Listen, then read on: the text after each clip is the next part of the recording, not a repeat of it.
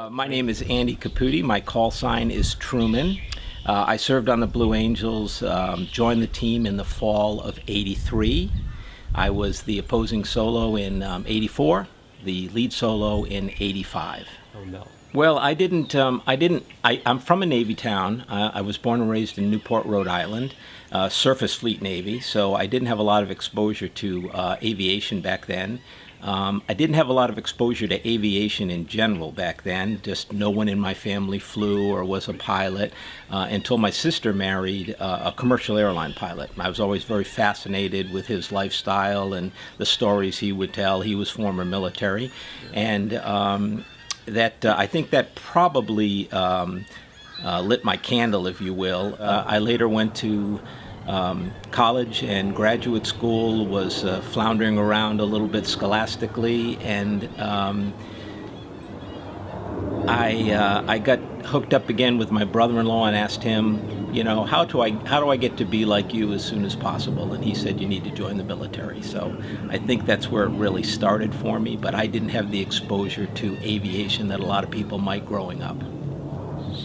Well, when I got into the Navy, I was, of course, went into the aviation part of the Navy. I came in through AOCS, Aviation Officer Candidate School here in Pensacola. That was my first exposure to Pensacola back in the mid-'70s, and I enjoyed the environment, the structure of the environment. I enjoyed the military relationships, I think, that were formed. I did very well in flight training.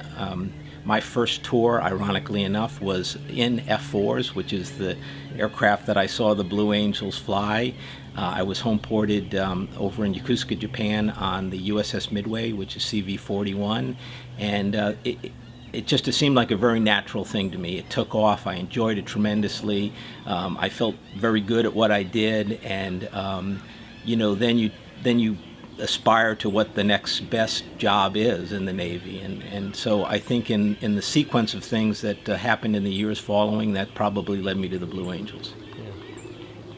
Well, I kind of went after it. I was fortunate to come out of Japan, and I was selected for Navy Fighter Weapons School, which we all know as Top Gun. At the time, it was at the Miramar Naval Air Station, Fighter Town, USA, we used to call it. No longer a Naval Air Station. That's been given over to the Marines, but back in the day, that was the West Coast fighter base. I was there when I got my first exposure to the Blues as a naval officer, and I thought, wow, this is really great. And a friend of mine that I had been stationed with on the Midway, probably one of the best solo pilots to do the job, was a guy named Jim Ross. And I ran into Jim while I was with Top Gun as a staff instructor, and I said, wow, that looks like a really great job. And at the time, I thought I had the best job in the Navy. So he encouraged me to apply.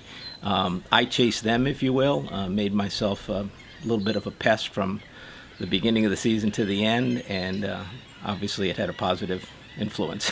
Awesome. The transition to the Blues was easy because of my familiarity with the aircraft, but it was difficult in the sense that everything you do from day one is markedly different than anything you've ever been trained to do. Did you pretty much have to relearn everything?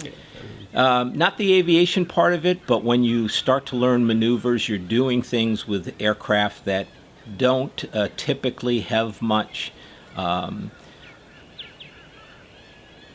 I want to say use in the combat environment, which is of course what we're all trained for, but flying upside down isn't necessarily something you would do in combat, although the experience of exceptional amounts of negative G is something that you learn with the Blues, and that's a guns defense maneuver for fighter pilots. We use that a lot, but everything is more oriented with the Blues towards acrobatic flying than it is towards combat or warfare training, and that's probably where the road separates a little bit.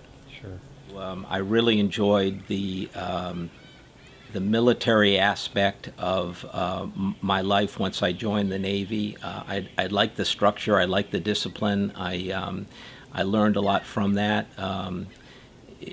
If you're in those kind of environments where you work for people that are a very elite section of flyers, and I don't mean by that people that are better than somebody else, but that people that are achieving a goal that is very unique. You learn a certain degree of professionalism, of reliance, of teamwork that you don't find in a lot of, you certainly don't find it, I would say, as much in the civilian population, and it's very, very unique in the military environment. Sure. And would you say that was probably the biggest takeaway from the entire? The professionalism of it all, yes, I would. Everyone you work for or work with in those kind of squadrons, and I mean Top Gun or the Blue Angels, are always they're attempting to achieve some form of excellence. They're always working hard at a goal, very success-oriented, and I think those things rubbed off a great deal on me during those formative years.